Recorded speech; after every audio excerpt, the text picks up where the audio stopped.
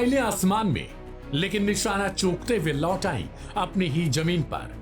ईरानी हमलों के बीच इस्राएल की वायु रक्षा प्रणाली, जिसका नाम है आयरन डोम, वो अब बड़ी चूक करने लगा है।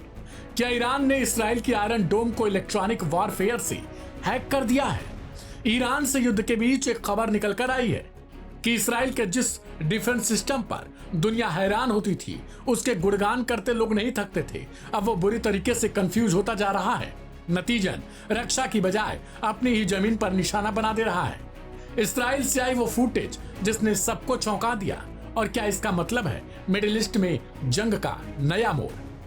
16 जून की रात ईरान ने इस्राएल पर दर्जनों मिसाइलें दागी।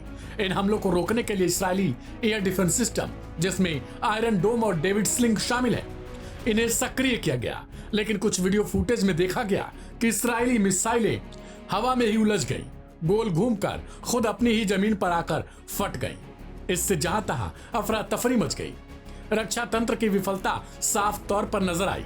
ईरान के सरकारी चैनल प्रेस टीवी ने दावा किया है कि यह तकनीकी गड़बड़ी कोई संयोग नहीं थी, बल्कि ईरान ने इस्राएल के डिफेंस सिस्टम को इलेक्ट्रॉनिक वारफेयर के जरिए निशाना बनाया, यानी साइबर और इलेक्ट्रॉनिक सिग्नल्स को सिस्टम को भ्रमित कर दिया गया। अगर यह दावा सही है तो यह मिडिल ईस्ट में एक नई तरीके की लड़ाई की शुरुआत है, डिजिटल युद्ध। जी हाँ, जब शुरुआत में ईरान पर इस्राएल ने हमला शुरू किया था तो उसने कुछ इसी तरीके से ईरान के डिफेंस सिस्टम को हैक कर लिया था और ईरान में इस्राएल के फाइटर जेट्स लगातार घंटों तक बमबारी करते रहे। इससे ईरान की भद्द पिट चुकी थी और ईरान के खुद ही लोग उस पर सवालिया निशान खड़े करते रहे कि आखिरकार इस्राएल इतना पीटता गया और ईरान उसे देख क्यों रहा है।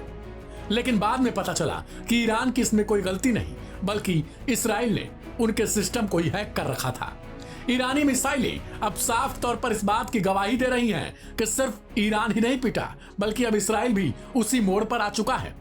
और ऐसा दावा किया जा रहा है कि ईरान इस्राएल के डिफेंस सिस्टम को हैक कर ले रहा है। Aim right, achieve big. At KR Mangalam University, we provide you the platform to turn your dreams into reality. At KR Mangalam University. Irani missile हमलों में अब तक 5 इजरायली नागरिकों की मौत होने की खबर है और दर्जनों घायल हैं। तेल अवीव, हाइफा और अन्य शहरों में धमाकों की गूंज सुनाई दी। इस्राएल का कहना है कि उसने भी जवाबी कार्रवाई करते हुए तेहरान पर हवाई हमला किया और ईरानी कुद्स फोर्स के कई ठिकानों को नष्ट कर दिया। इस्राएली सेना का दावा है कि उन्होंने ईरान की वायु रक्षा प्रणाली को कमजोर कर दिया और अब उनके फाइटर जेट्स ईरानी आकाश में बिना रोक टोक के उड़ान भर रहे हैं।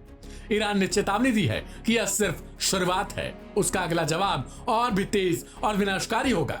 इस बीच अमेरिका, रूस और चीन की नजरें इस पूरे घटनाक्रम पर है, क्योंकि एक चिंगारी पूरे क्षेत्र को आग में झोंक सकती है। क्या यह युद्ध अब साइबर, स्पेस और इलेक्ट्रॉनिक्स तक पहुंच चुका है? ईरान इस्राएल युद्ध अब सिर्फ मिसाइलों और टैंकों तक सीमित नहीं लग रहा, अब एक टेक्नोलॉजिकल युद्ध भी बन चुका है, जहां हवा में उड़ती मिसाइलें खुद अपनी दिशा भूल रही हैं। क्या इस्राएल अपने सिस्टम को फिर से संभाल पाएगा और क्या यह एक बड़े विश्व संघर्ष की शुरुआत है? अगर साफ तौर पर देखा जाए तो इससे कहीं न कहीं आयरन डोम कंफ्यूज नजर आता है।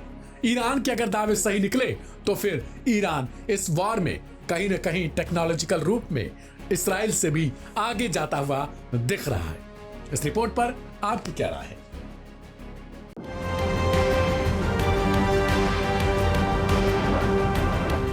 एक गुप्त सैन्य बैठक, यमन की राजधानी सना और आसमान से आई मौत की गूंज।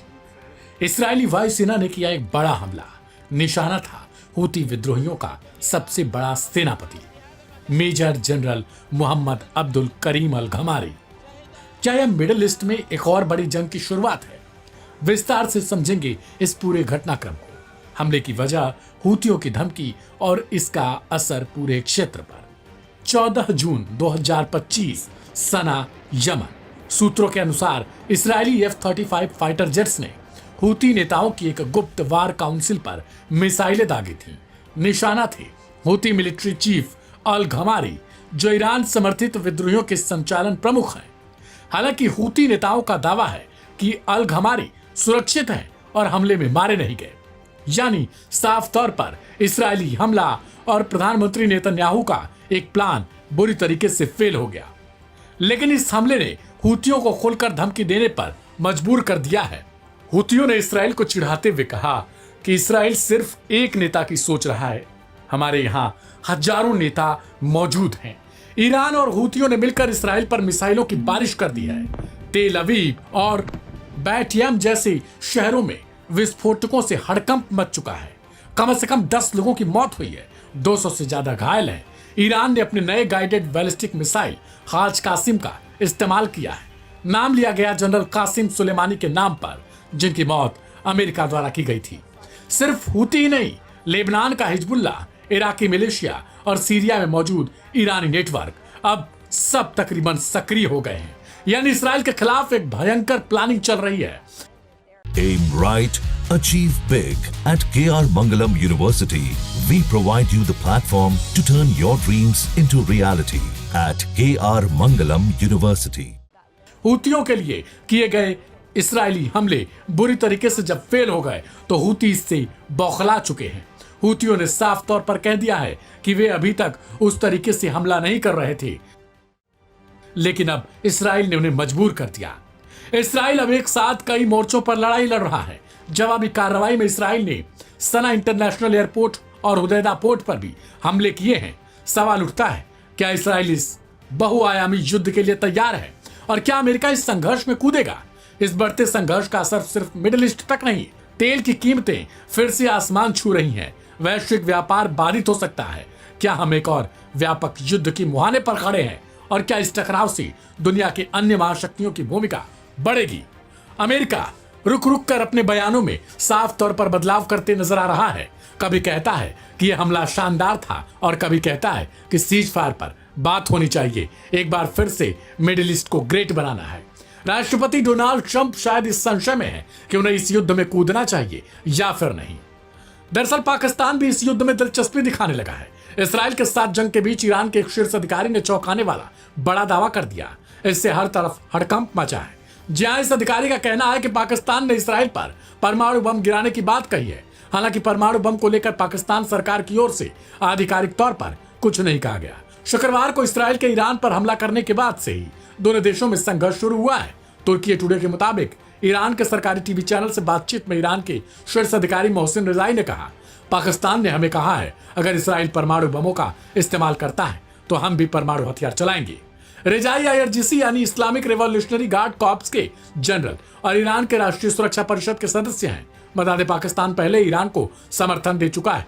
हाल ही में दुनिया न्यूज से बातचीत में मुल्क के रक्षा मंत्री ख्वाजा आसिफ ने कहा था, इस मुश्किल के समय में हम हर तरह से ईरान के साथ खड़े हैं। हम ईरान के हितों की रक्षा करेंगे। ईरानी हमारे भाई हैं और उनका दुख हमारा दुख है। और इसराइल सिर्फ ईरान ही नहीं बल्कि यमन और फिलिस्तीन को भी निशाना बना रहा है। कुल मिलाकर स्थिति तेजी से बदल रही है। हूतियों की धमकी, ईरान की सक्रियता और इसराइल की निर्णायक रणनीति, इस त्रिकोण में छुपा है भविष्य का संकट। इस वीडियो को लाइक और शेयर करें ताकि और लोग भी समझ सकें इस घटनाक्रम की गंभीरता। और हाँ, नीचे कमेंट करके बताएं, क्या आप मानते हैं कि मिडिल ईस्ट एक और युद्ध की ओर बढ़ रहा है?